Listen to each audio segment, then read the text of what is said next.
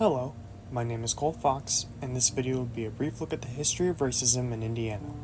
Most of the information found in this video I found from sources on the internet and through discussions with people that may be considered experts.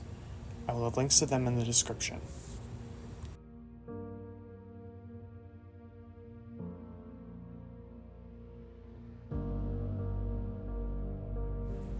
When people think of racism, they normally think of the South, but racism was also quite prominent in Indiana.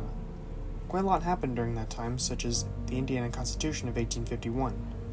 The KKK was also quite prominent in Indiana in the 1920s, and African American men were lynched and married in 1930.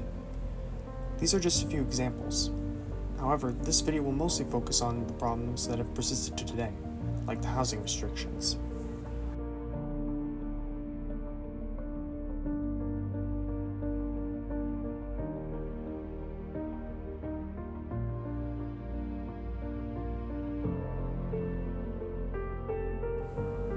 Housing restrictions have been a constant problem. The Roosevelt administration would look at the houses in the neighborhood and rank the neighborhoods on a grade of A to F depending on the quality of life.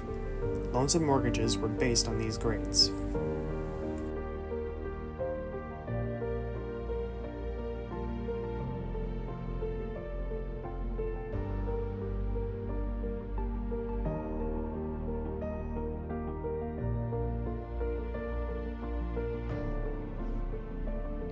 You had asked me to talk about housing discrimination here in South Bend.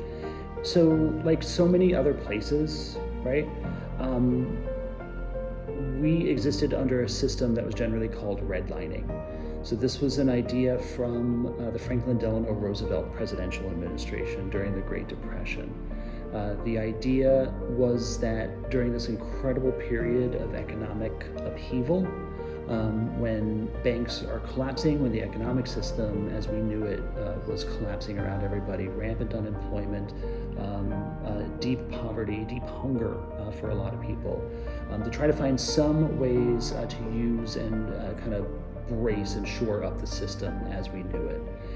And so what the Roosevelt administration did was hire armies of people to fan out across the United States, and they'd have a clipboard and they'd have a map of whatever city that they were in.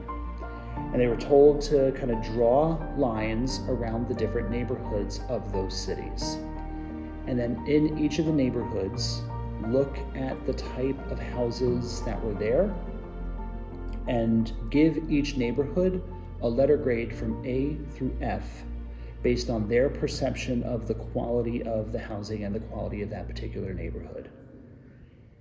And so some got A's, right? And others got B's and C's, and then some got F's, or some got very low letter grades, again, based on the quality.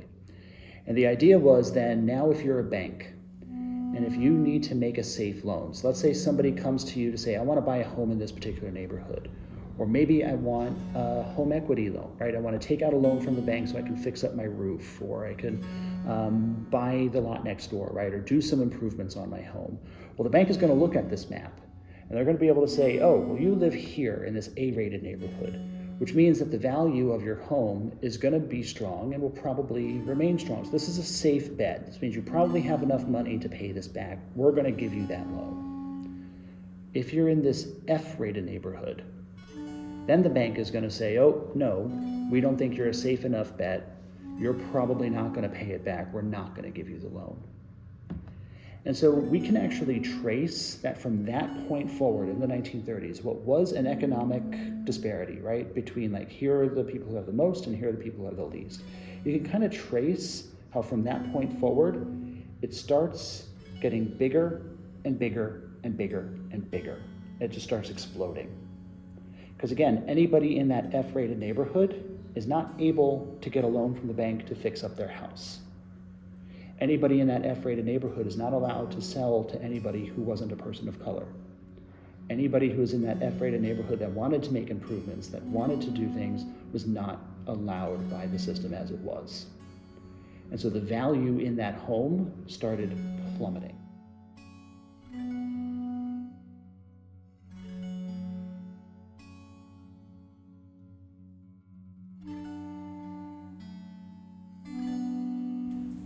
people would refuse to loan or to buy houses since they were in D or F rated neighborhoods, and these neighborhoods would fall into disarray. These houses were mostly neighborhoods of African Americans and other ethnic groups. Many have remained this way to this day, with highways being built around them or sometimes over them.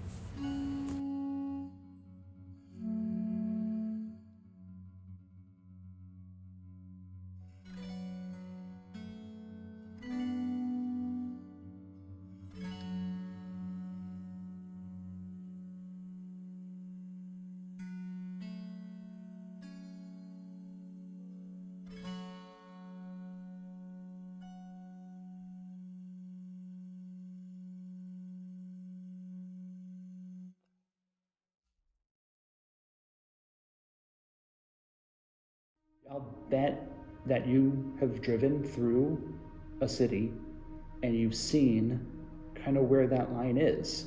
Because you can be in a city and then you can cross a street, or maybe you cross a bridge, or maybe you cross something, and you'll see how everything starts changing. From the types of houses that are there and the types of buildings that are there, to the people that are living there, to whether and how built up or how run down something is, everything starts changing. Well, that has almost nothing to do with the people living there, and almost everything to do with this decision white people made 80 years ago.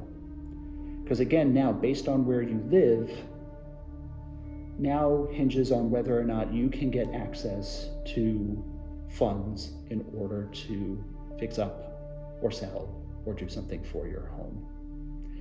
It has had the effect of robbing trillions of dollars from African American people. Because again, if you're in this low-rated neighborhood, if you want to send your kid to college, you're losing money on your house. If you're in an A-rated neighborhood and you want to send your kid to college, sell your house, buy a smaller one somewhere else. You're going to make at least as much as you put into it, if not more money than you had put into it. But you can't here. So again, it really impacts how people have been able to buy and sell homes and what they can do with those homes and the value in those homes. And I want to emphasize it has very little to do with the decisions people who live in those neighborhoods make, but everything to do with the decisions that other people made for them. There have been attempts in South Bend of trying to work outside of that system and establish other ways. And a great example of that is this book by the author Gabrielle Robinson. It's a story called The Better Homes of South Bend. This is a group of Studebaker employees who bought up a block of, at that time, undeveloped land in what's now near the far west side of South Bend. It's been built up and developed since, but at the time there wasn't anybody living on those blocks. So they built up or bought these spaces and very much worked under the radar, trying outside the system as much as they can to not let anybody know that it was African American people doing this, because if they had, and when people did know, they were subjected to rampant discrimination and rampant racism. But ended up building this block of solid middle class homes, subverting that system. This was a great story, but it was definitely the exception and it was not the rule. And the rule was that access to housing remained and frankly remains significant challenges, particularly for people from poor and people of color. I think that's it.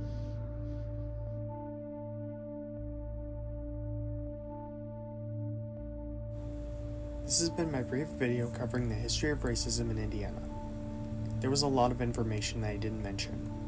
If you'd like to learn more, I have links to the websites I found most of my information from in the description below. Special thanks to George Garner, who is the Assistant Director and Curator of the IUSB Civil Rights Heritage Center. If you haven't stopped by, I would strongly encourage you to visit.